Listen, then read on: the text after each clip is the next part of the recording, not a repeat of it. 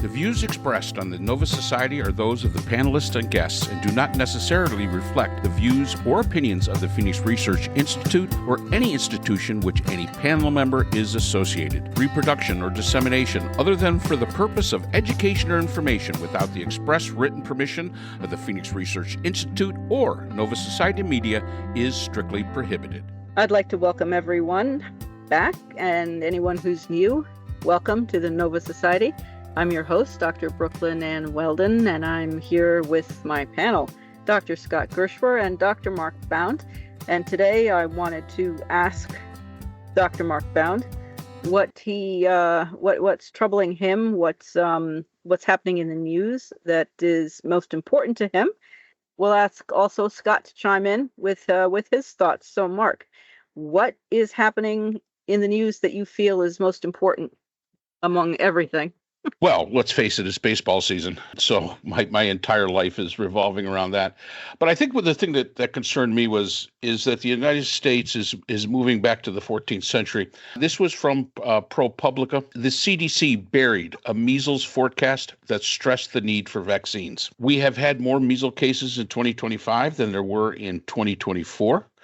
And the spokesman basically told when they kind of buried it, the recommendations from the experts, they buried it because they wanted to put out that there was a high risk of catching measles in those areas where they were near an outbreak and where vaccination rates were lagging. So they planned this big rollout for this, and measles is like an important kind of thing. I mean, it's not good, and it basically spread to 19 states as of right now, as we know. And the spokesman, when asked, hey, why did you guys not put this out? This is what the CDC does. And the answer was, because it does not say anything that the public doesn't already know. She added that the CDC continues to recommend vaccines as the best way to protect against measles, but they didn't roll out a program to be able to do it. And this is basically singing the tune of Robert F. Kennedy Jr., the new Secretary of Health and Human Services. And again, the idea that they're trying to present is that vaccinations are not risk-free. We already know that. I don't care what you're doing. I don't care what you take. I don't care what you eat. It's not risk-free. And yes, there are cases where vaccinations do cause health issues. I'm not going to deny that. But the percentage of health issues that are experienced by people that get vaccinations is so small, so minuscule. And again, it's not a very good faith effort. They're trying to say that it's a bigger deal than it is. You've got making people be anti-vaxxers. And the thing that gets me is most of the anti-vaxxers, I know a couple here in where I live, some friends we're dead set against getting a COVID vaccine, dead set against any kind of vaccinations. And the fact is you got them when you were a kid. You still got all your fingers and toes. Why?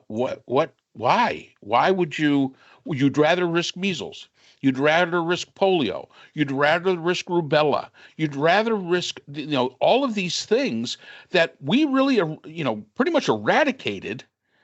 And you're willing to risk it because some person has told you that there is a 0.00001 chance that something could happen to the child if you get them vaccinated. And it just, the fact that the CDC, which was one of those bulwark kind of agencies, is taking this kind of approach of, well, everybody already knows this. We don't have to say it. No, that is your job to say it. That's why we fund you. You have scientists there. When you see these things, you need to be letting the public know. You are the early warning group. And they're basically saying that it's just incredible. Jennifer, and this also from ProPublica, Jennifer Nuzzo, director of the Pandemic Center of Brown University School of Public Health, basically said, I'm a bit stunned by the language. No vaccine is without risk, but what makes it sound like is a very active coin toss of a decision. So you got a 50-50. We've already had more cases of measles in 2025 than we had in 2024, and it's spread to multiple states. This is not a coin toss at this point, end quote. And the fact that you can't see it, that people can't see it, that parents can't see it. And they on this ProPublica report, they show pictures of children that have had measles. It's not pretty. This is not pretty, and it's unnecessary. It is absolutely unnecessary. So yeah, it to me that was a big deal, because we're talking about the health of the nation, and the fact that the CDC is rolling over and allowing its voice, which is so important, so terribly important to the American public, allowing its voice to be stifled by its secretary, that to me that's a big deal. No, well, I certainly agree with you there. Yeah, I think we're at in the nation right now. We need to have 95% of people and kids to get the measles, mumps, rubella vaccination, right? That's the 95% coverage prevents outbreaks. And in some of the counties that we see, that have these large sort of Mennonite communities, right, in Texas where this all began, they're down to like 82%. And it's spreading, as you said, to other states. New Mexico, Oklahoma, and now Kansas all have cases of the measles. And the frustrating thing about it is when they came out with the COVID vaccine, and two of them, it was the Pfizer and what was the other, had the RNA, the mRNA component to them, that it freaked out some people. And they thought, oh my God, mRNA, that's awful close to DNA, and it's going to change the molecules in my body or something along those lines. And it's an experimental vaccine that I don't want to take because we don't know what's going to happen. And there was a whole thing about turning people magnetic and all kinds of craziness. The measles vaccine has been around for a really long time. There's nothing experimental about this. And so it's really just ignorance, or I guess in the part of some Christian communities, religious, that they're not going to allow anybody to inoculate them against measles. It just seems like, we've taken such a huge step backwards, and it's got to be. I mean, should we care that we must be the laughing stock of the educated world, right? Because there are countries out there that are fighting for every vaccine that they can possibly get, and we're turning it away and saying, cod liver oil does just as well as a vaccine does, so we'll just take some cod liver oil and we'll be fine. So it is a problem in and of itself, but it's also a wider sort of sociological problem about this country and where we're headed, I think, which is way backwards rather than forwards. And I find that really disturbing. And what is it? Something of, I don't know, what did RFK fire half or 80% of the HHS staff, and now he's got to hire 20% of the people back because he made mistakes. He said, well, it was always part of the plan. We knew we would have to hire back 20% or something like that, which again, to me, just says that it was shoddy, just universalized firing of people without taking any due process care. And now, of course, they have to do the same thing that the Doge Muscovite kids did, removing people who were critical nuclear bomb maintenance workers and things like that, people who were needed and required, and now we have to go find them. There was another point that I wanted to make. With RFK, he was saying that regarding the bird flu, that just to let the flocks be exposed, the poultry farms in the industry, just let the flocks be exposed, and then the ones who don't die will be the ones who are immune to the virus, and then they can be bred, and then that will be the start of the renewed industry, which will then be immune from the bird flu. And of course, in the meantime, there will be no industry, and that's assuming that any of the poultry survive the pandemic, and also assuming that other animals on anybody's poultry farm and the poultry farm family don't get sick themselves. But that was his great idea. Just to build on that a little bit, I mean, RFK Jr. has proposed that somehow or another payroll can be cut to save enough money to, I guess make Doge happy or something like that. And once again, you see somebody, a top member of the administration, cabinet level member, as RFK Jr. is, not knowing the facts. The payroll is less than 1% of the entire budget of Health and Human Resources, or Health and Human Services rather.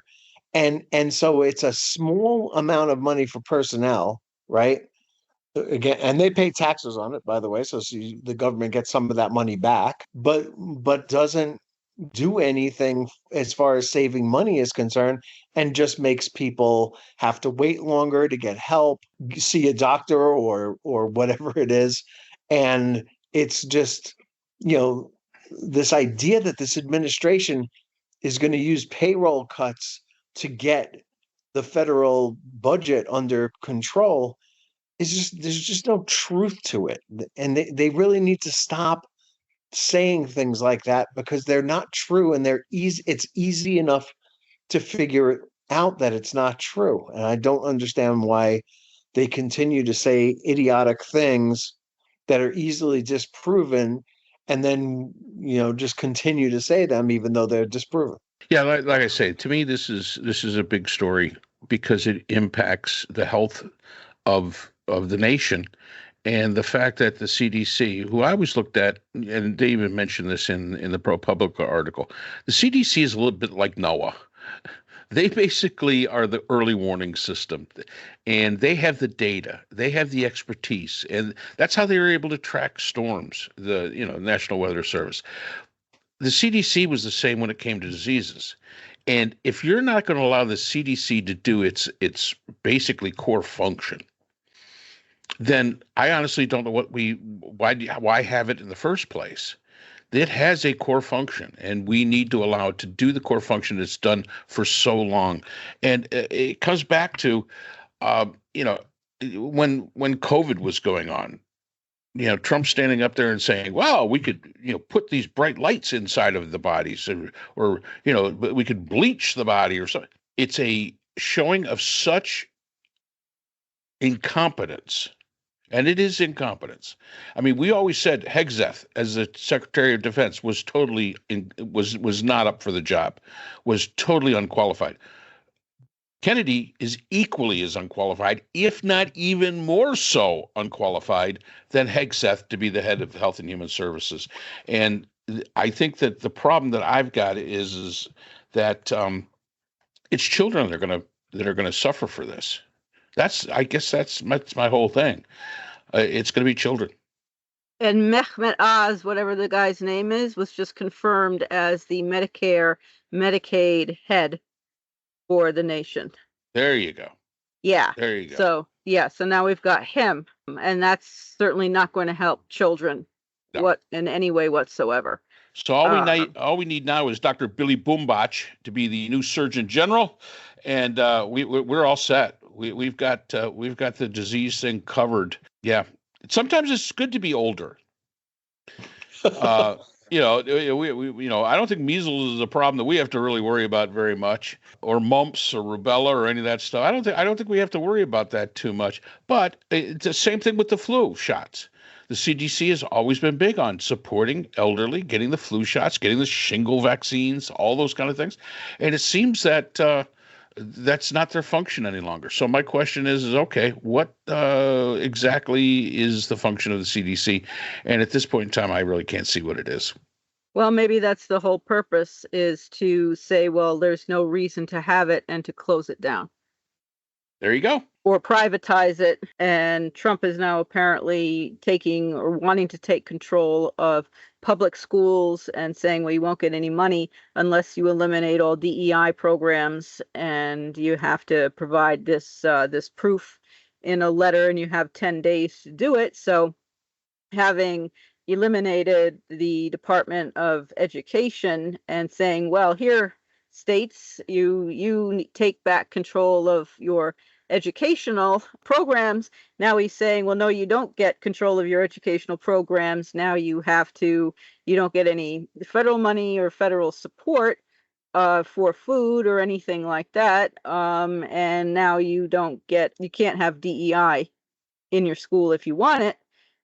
You have to prove that you don't have it, so you don't get control of your school. The Nova Society is a production of Nova Society Media, a division of the Phoenix Research Institute. We'd like to thank our production partners, Buzzsprout, who hosts the Nova Society, Audacity, our editing partners, Apple iTunes, the largest source of podcasts and music on the internet, Spotify, the most popular platform for the Nova Society, and iHeartRadio, your source for all things music and podcasting. The Nova Society is available on all of these and other quality platforms listed in our description. We'd also like to thank all of our listeners. Without your support, the Nova Society would not be possible.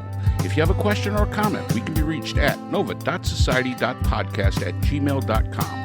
So for Dr. Brooklyn Ann Weldon, Dr. Priscilla Hobbs, Dr. Scott Gershwer, and all of us here at the Nova Society, I'm Dr. Mark Bound. Remember, the true power in society is knowledge. Thanks for listening, and we will see you again next time. We'd like to thank our sponsor for this episode, the Phoenix Research Group, an independent research consortium offering social political issue solutions to NGOs and international government agencies through multidisciplinary, nonpartisan, and unbiased research. The Phoenix Research Group is a division of the Phoenix Research Institute, the producer of the Nova Society podcast.